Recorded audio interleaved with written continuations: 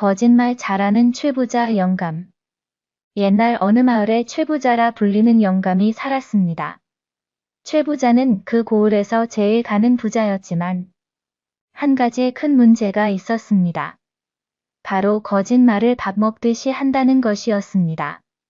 아침에 눈을 뜨면서부터 밤에 잠들 때까지 최부자 영감의 입에서는 거짓말이 끊이지 않았습니다. 하늘이 파랗다고 하면 노랗다고 했고 개가 짖는다고 하면 노래한다고 했습니다.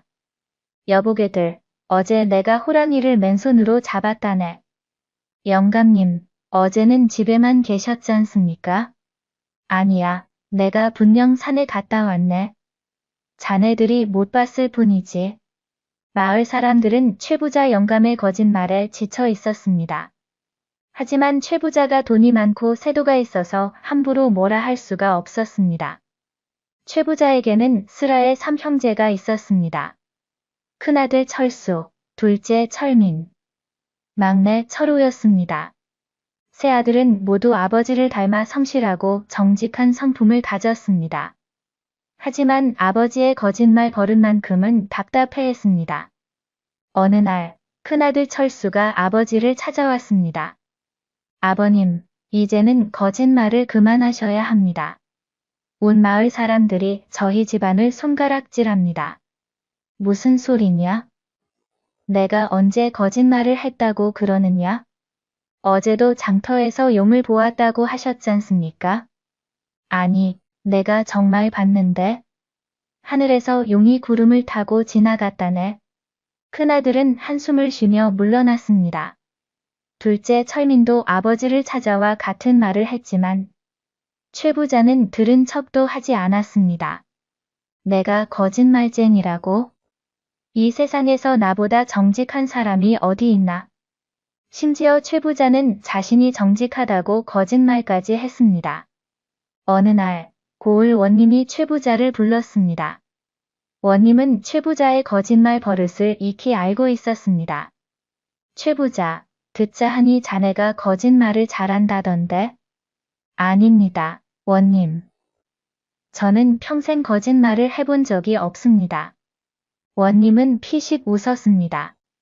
방금도 거짓말을 했으니까요. 좋네. 그렇다면 자네에게 시험을 하나 내겠네.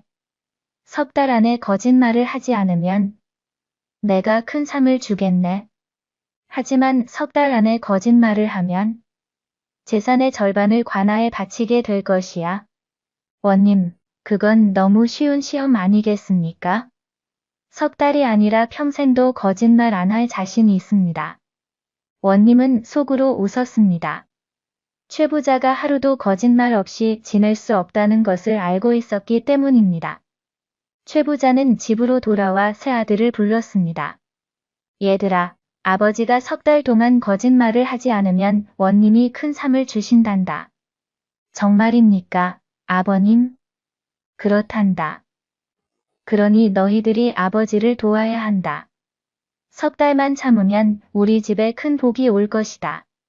세 아들은 기뻐했습니다. 이번 기회에 아버지의 거짓말 버릇을 고칠 수 있을 것 같았습니다. 다음 날부터 최부자의 도전이 시작되었습니다. 아침에 일어나자마자 최부자는 입을 다물었습니다. 말을 하면 거짓말이 나올 것 같았기 때문입니다. 아버님, 아침 진지 드십시오. 큰아들이 밥상을 들고 왔습니다. 최부자는 고개만 끄덕이고 밥을 먹었습니다. 아버님, 오늘 날씨가 좋습니다. 둘째 아들이 말을 걸었지만 최부자는 대답하지 않았습니다. 날씨가 좋다고 하면 나쁘다고 거짓말하고 싶어서 견딜 수가 없었기 때문입니다. 첫날은 그럭저럭 넘어갔습니다. 최부자는 거의 말을 하지 않았습니다. 이틀째 되는 날, 마을 사람들이 찾아왔습니다.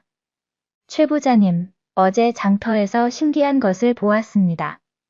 하늘에서 별이 떨어졌어요. 최부자는 입이 근질거렸습니다. 나는 별이 10개나 떨어지는 걸 봤다고 말하고 싶었습니다. 하지만 꾹 참았습니다. 그랬군요. 짧게 대답하고는 얼른 방으로 들어가 버렸습니다. 사흘째, 나흘째, 최 부자는 점점 힘들어졌습니다. 거짓말을 하고 싶은 욕구가 목구멍까지 차올랐습니다. 아버님, 괜찮으십니까? 얼굴이 안 좋아 보이십니다. 막내 철호가 걱정스럽게 물었습니다. 괜찮다. 아니, 괜찮지 않다. 아니, 최 부자는 말을 제대로 잇지 못했습니다.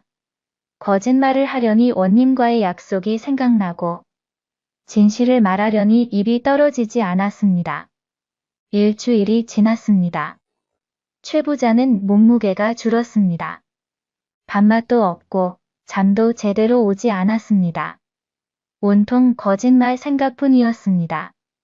여보, 이러다가 병 나시겠어요? 차라리 원님께 가서 사정하세요. 부인이 걱정스럽게 말했습니다. 안 돼. 나는 꼭 이겨야 해. 석 달만 참으면 되는데. 열흘째 되던 날, 동네 아이들이 놀러 왔습니다. 할아버지, 저희한테 옛날 이야기 좀 해주세요. 최 부자는 이야기꾼으로도 유명했습니다. 하지만 그의 이야기는 모두 거짓말로 가득했습니다. 할아버지는 오늘 몸이 안 좋구나. 왜요? 할아버지 이야기가 제일 재미있는데. 아이들이 실망한 표정을 지었습니다. 최 부자는 가슴이 아팠습니다. 보름이 지났습니다. 최 부자는 거의 말을 하지 않았습니다. 집안 식구들도 마을 사람들도 걱정하기 시작했습니다. 최 부자님이 병이 나신 것 같아요. 맞아요. 요즘 말씀도 거의 안 하시잖아요. 혹시 큰 걱정거리라도 있으신 건 아닐까? 한 달이 되던 날, 마을에 도둑이 들었습니다. 밤중에 누군가 곳간을 털어갔습니다. 마을 사람들이 모여 범인을 찾기 시작했습니다. 최 부자님, 혹시 어젯밤에 수상한 사람을 보셨습니까? 최 부자는 아무것도 보지 못했습니다. 하지만 입이 근질거렸습니다. 나는 범인을 봤다고 거짓말하고 싶었습니다. 나는 아무것도. 최 부자는 힘겹게 말했습니다. 새아들이 아버지를 붙들어 방으로 모셨습니다. 아버님, 이제 그만하시고 편히 쉬십시오. 그날 밤, 최 부자는 꿈을 꾸었습니다. 꿈속에서 한 노인이 나타났습니다. 자네는 왜 그리 거짓말을 좋아하는가? 그야. 거짓말이 재미있어서입니다. 재미? 거짓말로 남을 속이는 것이 재미있단 말인가? 아닙니다. 저는 남을 해치려고 거짓말하는 게 아닙니다. 그냥 현실이 지루해서입니다. 노인은 고개를 끄덕였습니다. 그렇다면 자네에게 좋은 방법을 알려주겠네. 거짓말 대신 이야기를 하게나?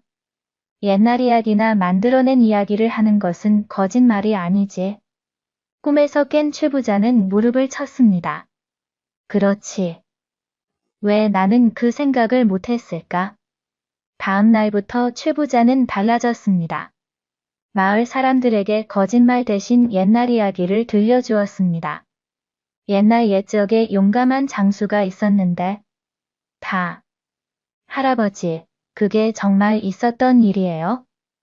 아니, 이건 이야기란다. 할아버지가 지어낸 이야기지. 아이들은 좋아했습니다. 거짓말이 아니라 이야기를 해주시니 더 재미있었습니다. 한 달 반이 지났습니다. 최 부자는 이제 거짓말을 하고 싶은 욕구가 많이 줄어들었습니다. 대신 재미있는 이야기를 만들어내는 재주가 늘었습니다. 어느 날, 원님이 사람을 보내 최 부자의 상태를 확인했습니다. 최 부자가 요즘 어떤가? 예, 원님. 신기하게도 거짓말을 하지 않습니다. 대신 이야기를 많이 합니다. 그래?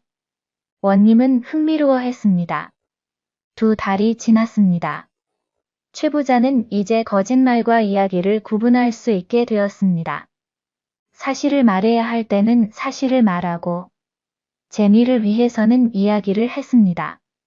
아버님, 정말 달라지셨습니다. 큰아들이 감동하여 말했습니다. 그래, 아버지도 이제야 깨달았다. 거짓말과 이야기는 다른 것이구나. 석 달이 거의 다 되어갈 무렵 큰 시험이 찾아왔습니다. 이웃 마을의 부자가 최부자를 찾아왔습니다. 그는 최부자와 오래전부터 경쟁 관계였습니다.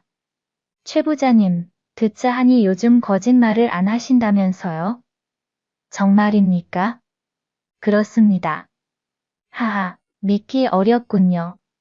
그렇다면 제가 질문을 하나 하겠습니다. 당신 재산이 얼마나 됩니까? 이것은 함정이었습니다.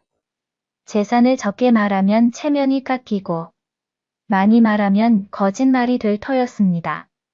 최 부자는 잠시 생각하더니 말했습니다. 저의 재산은 돈으로 살 수 없습니다. 그게 무슨 말입니까? 제 재산은 세 아들입니다. 이들은 돈으로 살 수 없는 보물입니다. 또한 이 마을 사람들의 신뢰도 제 재산입니다. 이것 역시 돈으로 살 수 없습니다. 이웃 마을 부자는 할 말을 잃었습니다. 거짓말도 아니고 자랑도 아닌 완벽한 대답이었습니다. 역시 최 부자님은 지혜롭습니다. 그는 돌아갔고 최 부자는 안도의 한숨을 쉬었습니다. 드디어 석 달이 다 되었습니다. 원님이 직접 최 부자를 불렀습니다. 최 부자, 자네가 정말 석 달 동안 거짓말을 하지 않았다고? 예, 원님. 믿기 어렵군. 증인이 있는가? 새 아들과 마을 사람들이 나섰습니다. 예, 원님. 저희 아버지께서는 석 달 동안 단 한 번도 거짓말을 하지 않으셨습니다. 최 부자님은 이제 거짓말 대신 재미있는 이야기를 들려주십니다. 맞습니다. 이제는 그 누구도 속이지 않습니다. 원님은 고개를 끄덕였습니다. 좋네. 약속대로 상을 주겠네. 원님은 최 부자에게 큰 비단 보따리를 하사했습니다. 최 부자는 감사의 절을 올렸습니다. 원님, 감사합니다. 하지만 제가 받은 진짜 상은 이것이 아닙니다. 그럼 무엇인가? 제가 거짓말을 끊을 수 있게 되었다는 것입니다. 그것이 진짜 상입니다. 원님은 크게 웃었습니다. 허허, 자네가 정말 변했구나. 좋네, 아주 좋아. 최 부자는 집으로 돌아왔습니다. 온 가족이 기뻐하며 잔치를 열었습니다. 아버님, 정말 자랑스럽습니다. 이제 저희도 당당하게 마을을 다닐 수 있겠습니다.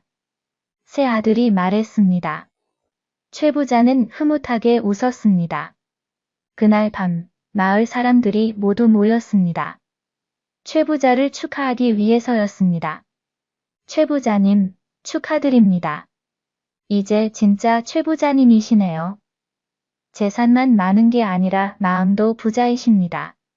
사람들의 칭찬에 최 부자는 겸손하게 말했습니다. 여러분, 제가 그동안 거짓말로 많이 불편하게 해드렸습니다.